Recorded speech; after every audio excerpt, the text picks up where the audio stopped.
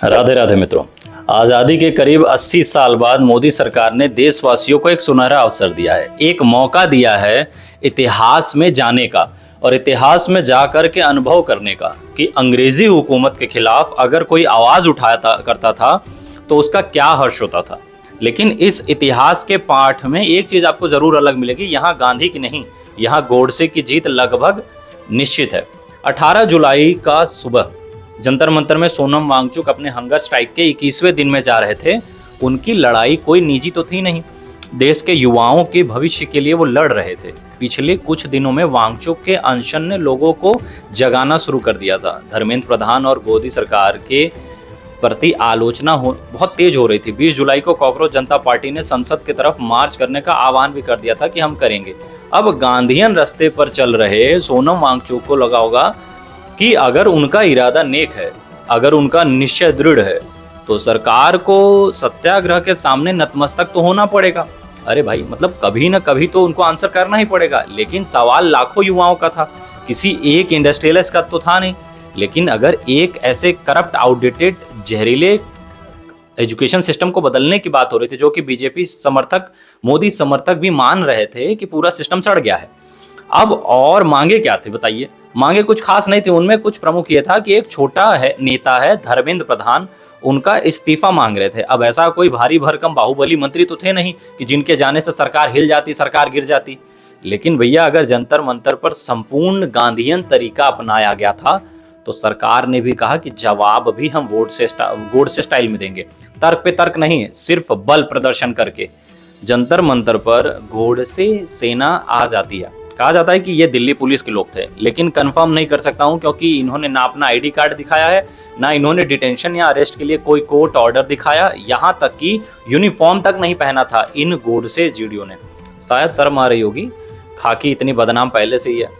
अब क्या गजब के नज़ारे हमें देखे होंगे वहां पे कि mother of democracy in action. Stage पे चढ़ करके वॉलंटियर्स को जबरदस्ती हटा करके वांगचुक जी को इज्जत से नहीं, घसीट से वहां करके ले जाया गया और बेडशीट्स फैला दिए ताकि कोई शूट नहीं कर सके चारों तरफ।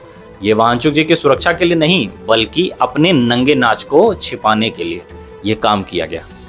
एक 59 साल का इंसान जिसने 20 दिनों से खाना नहीं खाया, उसके लिए देखिए कितनी फोर्स आ गई जंतर मंतर पर। वांगचुक जी के आलोचक 20 दिन से यही बोल रहे थे, भोंक रहे थे कि ये नया भारत है, यहाँ ये सब गांधीयन भूख हड़ताल नहीं चलेगी। बड़े बड़े पब्लिकेशंस में भी यही कहा गया है कि ये गलत कदम है। वांगचुक ने इन सबको गलत साबित कर दिया। उनके भूख हड़ताल में इतनी ताकत थी कि दिल्ली पुलिस और मोदी सरकार डर गए। उन्हें मजबूरन अपना असली गंदा घिनौना गोडसे रूप दिखाना पड़ा। वांगचुक जी को बिना किसी लीगल बेसिस पर जंतर मंतर पर हटाया गया, उन्हें अगवा किया गया, किडनैप किया गया। बहुत जल्द हम पाकिस्तान को भी पीछे छोड़ देंगे इन सब मामलों में। वहां सवाल पूछने पर आर्मी या आईएसआई आपको किडनैप कर लेती है, सुनसान जगहों पर रोक लेती है, लेकिन यहाँ तो किडनैपिंग भरी सभा में, लोगों के सामने, नेशनल कैपिटल के बीच में, मीडिया के सामने, इंटरनेशनल प्रेस में अब हमारी खूब तारीफ होगी। इसके बाद जब हम डेमोक्रेसी रैंकिंग में और नीचे फिसलेंगे, देश की इज्जत और डूबेगी, तब एक चोट खाए पिल्ले की तरह मोदी सरकार चीखने लगेगी, त्राही त्राही त्राही माम करने लगी। अरे हमें तो गलत समझ रहे हो भैया, हमसे सब जलते हैं, हम तो मदर ऑफ डेमोक्रेसी हैं। दुनिया ये बात क्यों नहीं समझती है? India is called the mother of democracy. Bharat mother of democracy है। India is the mother of democracy. आज जंतर मंतर पर मदर ऑफ डेमोक्रेसी का मदर सिस्टम करते हुए देखा हमने गोडसे जीवियों को। और इसके बाद दिल्ली पुलिस ने ये सफाई देने की कोशिश की, हम तो हाई कोर्ट के ऑर्डर का पालन कर रहे थे। बकायदा ट्वीट करके जस्टिफिकेशन दिया गया है। दरअसल जाहिलों की सरकार की यही प्रॉब्लम है, किसी को पढ़ना लिखना तो आता नहीं, उसके ऊपर कॉमन सेंस भी नहीं है। अरे कोर्ट ने कहा था वांगचुक पर नजर सरकारी डॉक्टर रखेंगे। कोर्ट ने ये नहीं कहा था कि वांगचुक को सरकार का मेहमान ही बना लो। वैसे दिल्ली पुलिस ने ये दावा जो किया है ना, वो सही किया कि नहीं किया कि उन्होंने मिनिमम फोर्स का इस्तेमाल किया। हाँ, बात तो सही है। गांधीयन प्रोटेस्टर पर गोली भी चला सकते थे, जनरल डायर भी बन सकते थे वो तो। उनका सर भी फोड़ सकते थे। ये तो उनका बड़कपन था कि उन्होंने मिनिमम फोर्स के साथ इस्तेमाल किया है। सोनम वांगचुक को फिलहाल सफदरजंग हॉस्पिटल में कैद किया गया है। उनकी पत्नी गीतांजलि का कहना है कि सोनम वांगचुक की डिजिटल मेडिकल रिपोर्ट उन्हें नहीं दी गई है, ना उन्हें मोबाइल फोन के साथ अपने पति से मिलने दिया जा रहा है। अब अगर सोनम वांगचुक अपराधी नहीं है, अरेस्टेड नहीं है, तो उनकी पत्नी को उनसे क्यों नहीं मिलने दिया जा रहा है फोन के साथ? सरकार को इतना डर है कि सोनम वांगचुक के वीडियो मैसेज डाल देंगे। अरे भैया, कल तक तो भूख हड़ताल मजाक की बात थी, अटेंशन भी नहीं मिला था, आज इतनी इंपॉर्टेंस कैसे मिल गई सोशल मीडिया पर सोनम वांगचुक के लिए? इस बात को बार बार दोहराया है सरकार ने, इस प्रोटेस्ट को तवज्जो नहीं दिया। उनका आकलन गलत भी नहीं था कि देश का युवा अपने भविष्य को लेकर के बिल्कुल चिंतित नहीं है। हिंदू मुसलमान का मुद्दा इतनी गहरी तरीके से सीप कर चुका है कि आदमी अपने पैर पे कुल्हाड़ी मार लेगा लेकिन सरकार से सवाल नहीं पूछेगा। लेकिन पिछले कुछ दिनों में एक अजूबा भी हुआ है। वांगचुक जी ने देश में एक नई जागरूकता कहीं से पैदा कर दी। अरे युवा तो छोड़ो, यहाँ तक कि बॉलीवुड के कई स्टार्स भी बोलने लगे वांगचुक के सपोर्ट में। उसके बाद 20 तारीख को संसद की तरफ जो मार्च होने वाली थी, उसके लिए भारी सपोर्ट सामने आ गए। दिखने लग गए सरकार को कि सरकार को खतरे की घंटी दिख रही थी। इस वीडियो में इसीलिए समझना होगा आपको कि सरकार को क्यों ये गोडसे नीति अब अपनानी पड़ी। पहले भी कर सकते थे, लेकिन अब ऐसा क्यों किया गया? और क्या कॉकरोच जनता पार्टी का प्रोटेस्ट अब खत्म हो जाएगा? और क्या वांगचुक जी हारे हैं, या सरकार का सच देश के सामने ला करके कहीं ना कहीं वो जीत चुके हैं? फाइनली आप और हम क्या कर सकते हैं देश को बचाने के लिए? डेमोक्रेसी जो खत्म हो रही है उसे बचाने के लिए अपनी आंखें खोलने के लिए 18 जुलाई रात या सुबह के 3 बजे, जैसा बोलना चाहें, न्यू दिल्ली डिस्ट्रिक्ट पुलिस के पर्सनल को ड्यूटी पर बुलाया जाता है। कहा जाता है कि संसद के मॉनसून सत्र के लिए ड्रिल करना है। फिर सबको मंदिर मार्ग पुलिस स्टेशन ले जाता है। वहां उनको असली मकसद बताया जाता है कि जो है सोनम वांगचुक को जंतर मंतर से हटाना है, और वो भी 30 सेकंड के अंदर काम करना है फुल कमांडो मोड में। अरे भाई, इतनी प्लानिंग अगर वुमेन सेफ्टी पर लगा दिए होते तो आज दिल्ली रेप कैपिटल नहीं होता, सेफ कैपिटल होता। ये सब दिखाता है बाय द वे कि पुलिस का काबिलियत बहुत है। बताओ, 3:30 बजे ड्यूटी पर आ गए, लेकिन कोई पॉलिटिकल विल नहीं है ऊपर से, तो कोई काम नहीं होता। खैर, यहाँ तो पूरा पॉलिटिकल विल था। दिल्ली के नए पुलिस कमिश्नर अनुराग कुमार को चार्ज लिए बस एक ही दिन हुआ था प्रॉपरली, और ये उनका पहला बड़ा ऑपरेशन था। कोई आतंकवादी को पकड़ना नहीं है, कोई ड्रग गैंग को नहीं पकड़ना नहीं, बल्कि एक अनशन पर बैठे गांधीयन प्रोटेस्टर को जबरन वहां से उठाना था। एक्चुअली संकेत काफी क्लियर है कि होम मिनिस्ट्री ने दिल्ली के पूर्व पुलिस कमिश्नर सतीश गोलचा को अपने पद से आनन फानन में 1 साल से कम समय में हटा दिया। बेसिकली पनिशमेंट ही दे दी। एक कारण बोला जा रहा है कि सरकार उनके कॉकरोच जनता पार्टी प्रोटेस्ट को हैंडल करने से खुश नहीं थे। लेकिन जो नए कमिश्नर थे ना, उन्होंने शिकायत का मौका ही नहीं दिया, लग गए काम पे। वांगचुक को जबरन वहां से हटा दिया जंतर मंतर से। कहा गया कि एसेंशियल मेडिकल केयर के लिए उन्हें सफदरजंग हॉस्पिटल शिफ्ट कर दिया जा रहा है, जहां वो अभी कैद है। इस वीडियो को रिकॉर्ड करने तक के समय पे दिल्ली प्रोटेस्टर को भी कहा गया कि जंतर मंतर खाली कर दो। ऐसा केस जो वांगचुक के साथ हंगर स्ट्राइक पर थे, उन्हें भी हटाने की कोशिश की गई। बड़े बड़े बैरिकेड्स लगा दिए जंतर मंतर में, जिससे और लोग जंतर मंतर में प्रवेश न कर सकें। लेकिन सवाल अब ये आता है कि सरकार अब हरकत में क्यों आई है? ये काम तो 20 दिन पहले भी हो सकता था, जब अनशन को अनाउंस किया गया था। अब इसकी कई वजह हैं। सबसे पहली वजह कि सरकार ना दोनों चीज करना चाहती है, अथॉरिटेरियन भी बनना चाहती है और दुनिया को ये भी बताना चाहती है कि हम मदर ऑफ डेमोक्रेसी हैं। हमारे देश में प्रोटेस्ट बिल्कुल होता है, हम वाइब्रेंट हैं। और जब प्रोटेस्ट अपने आप ही कुछ दिनों में खत्म हो जाता तो जनता के लिए भी बोलने के लिए भी कुछ नहीं रहता, और सरकार के नंबर भी एक्स्ट्रा हो ही जाते कि देखिए भैया, हमने तो प्रोटेस्ट होने दिया है। और वो भी ऐसा हो भी ऐसा ही रहा है, जब बिल्कुल प्लान के अकॉर्डिंग चल रहा था। पिछले हफ्ते देखोगे अगर आप, तो कॉकरोच जनता पार्टी का अट्रैक्शन कम हो रहा था, लेकिन वांगचुक जी के अनशन की वजह से लोगों में जागरूकता बढ़ी। कहीं ना कहीं वो सोई मरी हुई कॉन्शियसनेस जगने लगी। वो सवाल पूछने लगे कि नीट और पेपर लीक का मामला तो सच है, सरकार का निकम्मापन तो प्रूव हो चुका है, उसमें कोई डिबेट नहीं है, तो भैया एक छोटा मोटा मंत्री है उसको निकाल दो। लेकिन दिक्कत यह है कि सरकार के डीएनए में अपनी गलती मानना, इस्तीफा देना और ये उसे एक्सेप्ट करना, ये तो है ही नहीं। सरकार चाह भी लेना तो भी नहीं कर सकती, वो एक्सेप्ट ही नहीं होगा।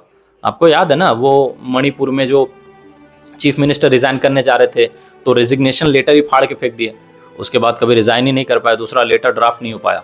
इसीलिए सरकार ने वही किया जो फाइनली उसे आता है, बल प्रदर्शन, फोर्सफुल पुलिस एक्शन।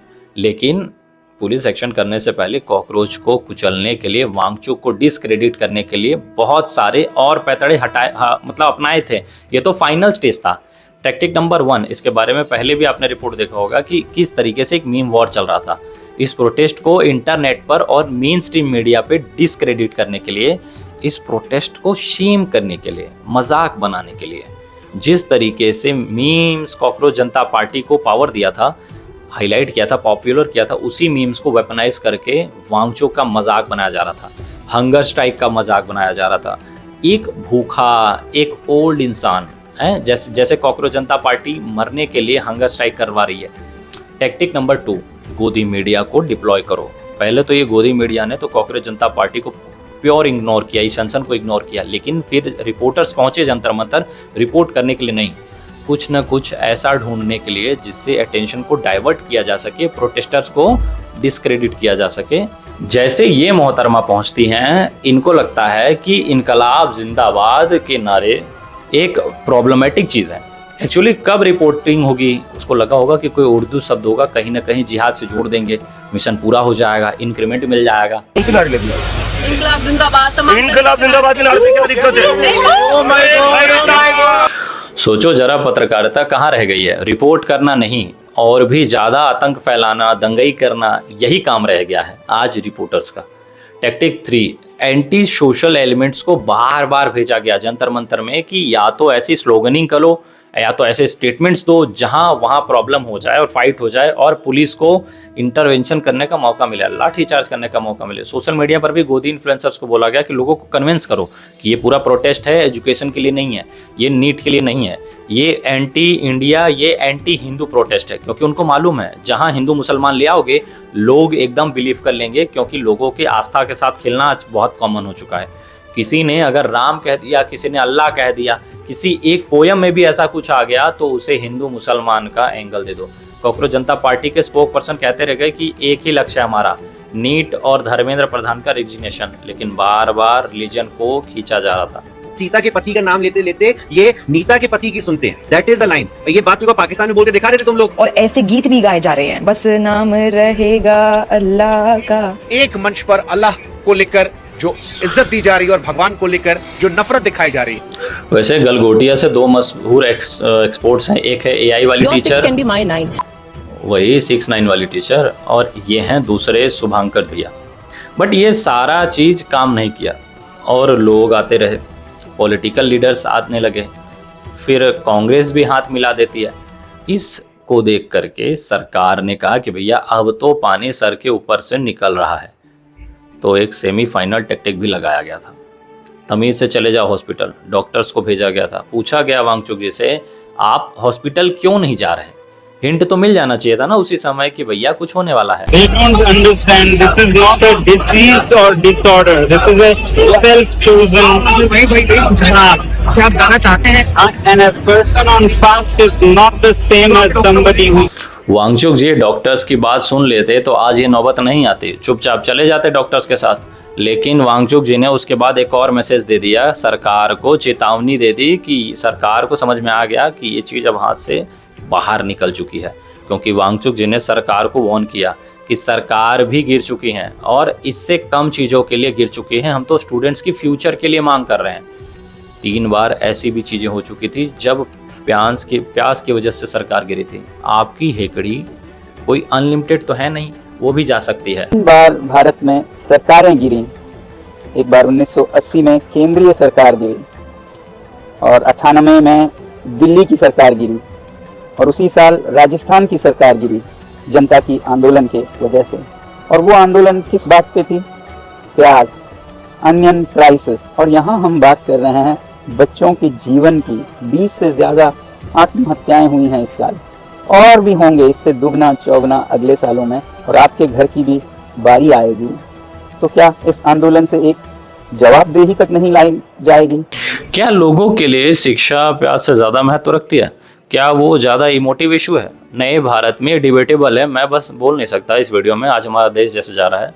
लेकिन एक बात पर कोई डिबेट नहीं है कि इसका जो कॉन्वर्जेशन था, डिजिटल हो या ऑन ग्राउंड हो, वो फैल रहा था। आज़ाद मैदान में भी अपने आप प्रोटेस्ट होने लगे थे।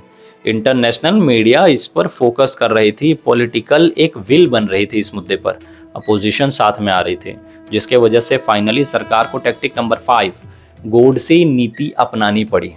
पुलिस वाले फोर्स कर रहे हैं पे, ये पुलिस वाले फोर्स कर रहे हैं, पुलिस वाले फोर्स कर रहे हैं पे, पुलिस वाले फोर्स कर रहे हैं। पुलिस के इस पूरे क्रैकडाउन के बाद अभिजीत दीपके अपने आप को संभाल नहीं पाए, आंसू निकलने लगे स्टेज के ऊपर से ही।